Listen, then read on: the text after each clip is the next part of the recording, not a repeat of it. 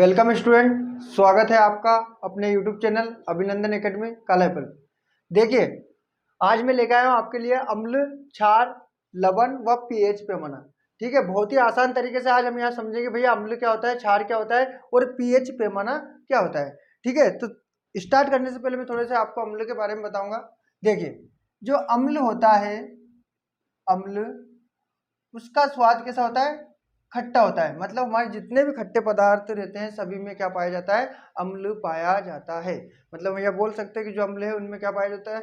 अम्ल का जो स्वाद रहता है वो कैसे रहता है? खट्टा रहता है। ठीक है, और अम्ल नीले लिटमस पेपर को, नीले लिटमस पत्र को लाल कर देता है।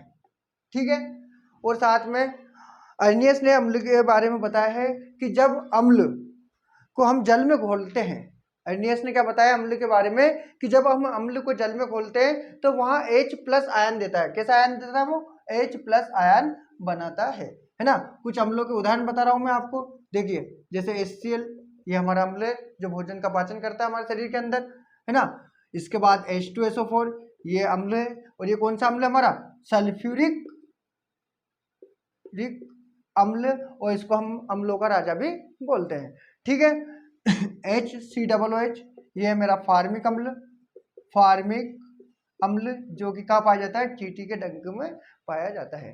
तो हम सामान्य सी जानकारी मतलब अभी अम्ल के बारे में लेके चलेंगे। इसके बाद आता है हमारा क्षार। देखिए, क्षार क्या होता है? क्षार का एक और नाम इसको हम जानते हैं भस्म के नाम से। किसके नाम से जानते हैं? भस्म के नाम से। तो देखिए, क्षार जो होता है वो क्या करता है? अम्लों के साथ अभिक्रिया करके, अम्लों के साथ अभिक्रिया करके लवण व पानी बनाता है। देखिए, एक हम एग्जांपल लेके देख लेते हैं। यहाँ पे मैंने एक अम्ल ले लिया HCl, है ना, ये एक अम्ल है, प्लस मैंने क्या ले लिया? एक क्षार ले लिया NaOH, इसको बोलते हैं सोडियम हाइड्रोक्साइड, जो कि एक क्षार है। जब ये इसके साथ अभिक्रिया करता है तो क्या बनाएगा? लवण और पानी। यहाँ से निकल जाएगा Na, यहाँ से निकल जाएगा Cl। क्या बना लिया इसने? NaCl, प्लस यहाँ से क्या जाएगा मेरा? HO, और यहाँ से क्या जाएगा? H, यानी H2O। तो हमने भस्म की परिभाषा में पढ़ा है, यानी कि क्षार की परिभाषा में बोला है कि भैया जो हमारी क्षार होती है, जो भस्म होती है, वो अम्लों के साथ अभिक्रिया करके क्या बनाती है? लवण व पानी बनाती है। वो ऐसा, देखिए ये अम्ल लिया, है ना, ये क्षार है, भस्म है हमारी, और ये अम्ल के साथ अभिक्रिया करके क्या बना रही? लवण व पानी बनाती है। ठीक है, साथ में हम बात करते हैं तो जो क्षार होता है, जो हमारा क्षार होता है, इसका जो स्वाद होता है वो कैसा होता है? यहाँ पे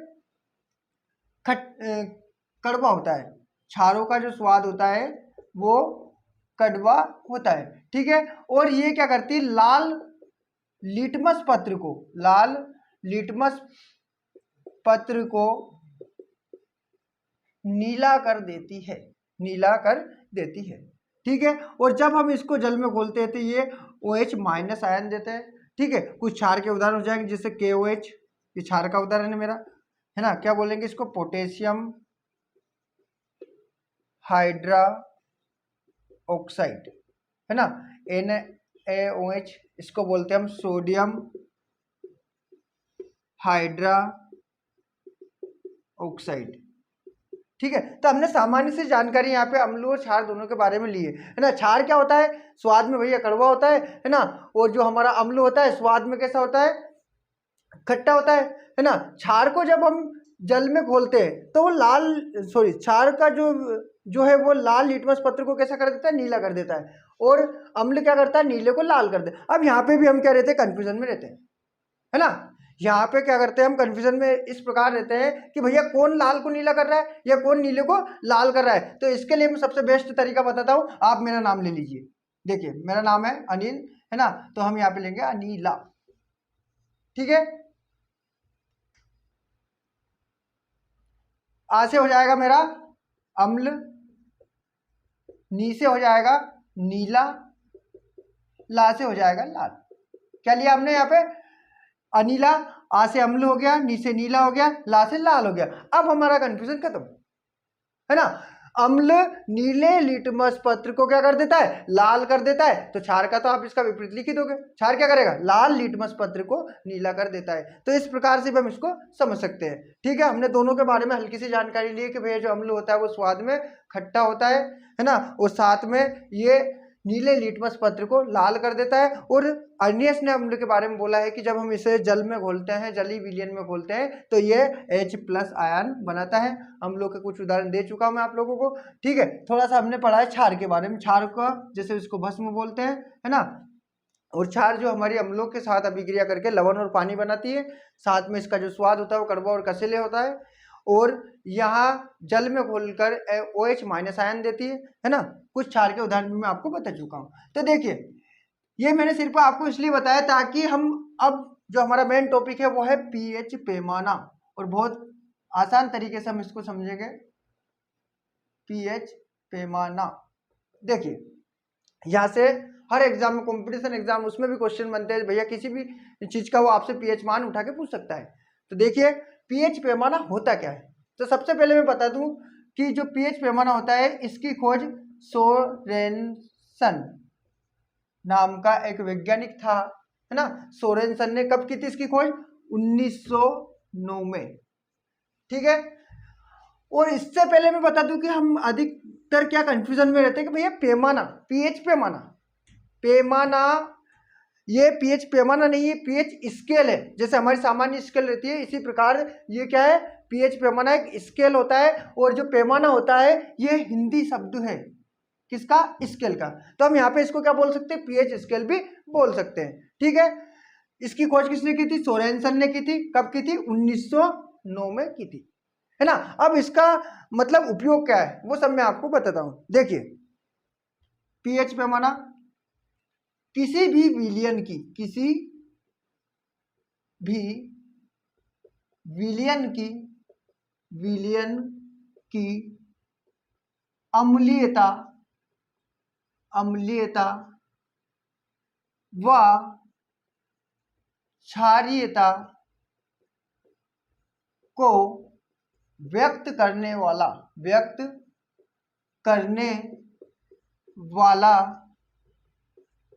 पैमाना pH पैमाना कहलाता है। pH पैमाना कहलाता है। ठीक है, इसकी एक और दूसरे शब्दों में हम बोल सकते हैं, जो दे रखी है इसकी परिभाषा, कि किसी विलयन में उपस्थित हाइड्रोजन आयन की सांद्रता व्यक्त करने वाला पैमाना pH पैमाना कहलाता है। पर अपन ने बहुत आसान परिभाषा ली है इसकी pH पैमाने की, कि किसी भी विलयन की अम्लीयता क्षारीयता को व्यक्त यानी दर्शाने वाला जो पैमाना होता है, जो स्केल होती है, जिस स्केल की सहायता से हम उसको दर्शाते हैं, वो हमारी कहलाती है pH स्केल या pH पैमाना कहलाता है ना। आपकी बुक वगैरह में परिभाषा अलग दे रखी थोड़ी सी, कि किसी भी विलयन में उपस्थित हाइड्रोजन आयन की सांद्रता को व्यक्त करने वाला पैमाना pH पैमाना कहलाता है। ठीक है, तो इसकी जो खोज किसने की है, सोरेनसन ने। सोरेनसन कब की, 1905 में की। अब इसके बाद मैं आपको बता रहा हूं कि भैया जो pH पैमाना होता है ना, इसका पूरा नाम क्या होता है ना। जैसे pH है तो इसका पूरा नाम क्या, पावर ऑफ हाइड्रोजन। क्या है, पावर ऑफ हाइड्रोजन, या हम हिंदी में बोल सकते हैं हाइड्रोजन की वैल्यू ज्ञात करना, या पोटेंशियल ऑफ हाइड्रोजन। ठीक है, इसका पूरा नाम क्या हो जाएगा, पावर ऑफ हाइड्रोजन, या किसी विलयन में हाइड्रोजन की वैल्यू ज्ञात करना। ठीक है, अब आता है, ये तो आप जान चुके हैं कि भैया जो pH पैमाना होता है वो किसी विलयन की क्या बतलाता है, अम्लीयता को दर्शाता है, कि हमारा जो विलयन है वो अम्लीय है या क्षारीय है या उदासीन है। इन चीजों को ये pH पैमाना यानी इसकी सहायता से हम पता कर सकते हैं। ठीक है, फिर आता है इसका उपयोग, इसका महत्व क्या है ना। तो देखिए, इससे पहले मैं महत्व से पहले एक चीज और आपको बता देता हूं, कि यदि हमारी स्केल पर, है ना, किसी विलयन का pH मान, किसी विलयन का pH मान 7 से कम आता है, तो हम उस विलयन को अम्लीय विलयन बोलते हैं, है ना। यदि pH मान किसी विलयन का 7 से कम आता है तो वो विलयन कैसा रहेगा हमारा, वो विलयन रहेगा अम्लीय। किसको दर्शाता है वो, अम्लीयता को। ठीक है। और किसी विलयन का पीएच मान यदि 7 से अधिक है तो भैया वो दर्शाएगा क्षारीयता को, क्षारीयता को दर्शाता है। स्पष्ट हो गया कि यदि किसी विलयन का यदि पीएच मान 7 से कम आ रहा है तो वो हो जाता है अम्लीयता, मतलब वो दर्शाता है अम्लीयता को। और यदि उस विलयन का पीएच मान 7 से अधिक आता है तो वो क्षारीयता को दर्शाता है। साथ में एक और शब्द आता है हमारे पास उदासीनता। तो यदि किसी विलयन का पीएच मान या किसी घोल का पीएच मान 7 है तो वो दर्शाएगा उदासीन। किसको दर्शाएगा? उदासीन को। ठीक है। इसके बाद हम बात करते हैं, ये जान चुके हैं आप कि यदि विलयन का पीएच मान 7 से कम आता है तो वो किसको दर्शाएगा? अम्लीयता को। 7 से अधिक आता है तो किसको दर्शाता है? वो क्षारीयता को दर्शाता है। और यदि विलयन का पीएच मान 7 आता है तो वो दर्शाता है उदासीनता को। फिर मैं बता देता हूँ इसके, देखिए पीएच पैमाने के कई जगह महत्व मतलब उपयोग है ना, कई यूज है इसके, पर लेकिन मैं कुछ उपयोग आपको बता देता हूँ। जैसे आपने देखा होगा हम बोल देते भैया कि अम्लीय वर्षा हुई है, कैसे बता दिया हमने कैसे पता कर लिया? अरे हमने देखा कि यदि वर्षा जल है उसका पीएच मान 5.6 से कम आता है। कितने से कम आएगा? 5.6 से यदि वर्षा का पीएच मान कम आता है तो हम बोल सकते हैं कि अम्लीय वर्षा हुई है ना। वो बता किसकी सहायता से? हम बता रहे हैं इस स्केल की सहायता से। ठीक है। अब इसके और भी उपयोग है। तो सबसे पहला उपयोग क्या हो जाएगा यहाँ पे? वर्षा जल का पीएच मान ज्ञात करने में। पहला क्या जाएगा? वर्षा जल का पीएच मान ज्ञात करने में। ठीक है। आपने देखा होगा जो है डॉक्टर द्वारा दांतों का जब हम पीएच मान ज्ञात करते हैं तो वो भी किसकी सहायता से ज्ञात करते हैं? पीएच पैमाने की सहायता से। तो दूसरा यूज क्या हो जाएगा इसका कि चिकित्सा में दांतों का पीएच मान ज्ञात करने में। या आपने देखा होगा हमारे किसी खेत में भैया हम क्या करते हैं कि अधिक जो है अधिक फसल नहीं उग रही है तो हम क्या करते हैं अपनी मिट्टी को ले जाते हैं और उस मिट्टी का परीक्षण करवा के लेके आते हैं। अब वो जो परीक्षण करता है वो किसकी सहायता से करता है? वो करता है पीएच पैमाने की सहायता से, यानी कि मिट्टी की उर्वरक या उपजाऊ क्षमता ज्ञात करने में। मिट्टी की उपजाऊ क्षमता ज्ञात करने में। तो हम सामान्य सी जानकारी मतलब पीएच के बारे में जान चुके हैं कि भैया होता क्या है? अम्लीयता और क्षारीयता। किसी विलयन की अम्लीयता व क्षारीयता को दर्शाने वाला पैमाना पीएच पैमाना कहलाता है, या किसी विलयन में उपस्थित हाइड्रोजन आयन की सांद्रता को व्यक्त करने वाला पैमाना पीएच पैमाना कहलाता है। इसके हम उपयोग जान चुके हैं। वर्षा जल का पीएच मान ज्ञात करने में, चिकित्सा के क्षेत्र में दांतों का पीएच मान ज्ञात करने में, या मिट्टी की उपजाऊ क्षमता ज्ञात करने में। ठीक है। और इसके बाद हम जान चुके हैं कि कब ये अम्लीयता को दर्शाएगा और कब ये क्षारीयता को दर्शाएगा। तो देखिए यहाँ पे आप मैं कुछ चीजों के आपको पीएच मान बता रहा हूं बहुत आसान तरीकों से।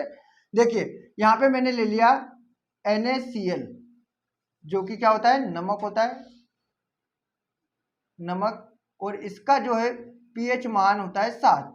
इसको हम बोलते हैं सोडियम क्लोराइड। क्या बोलते हैं? Sodium chloride,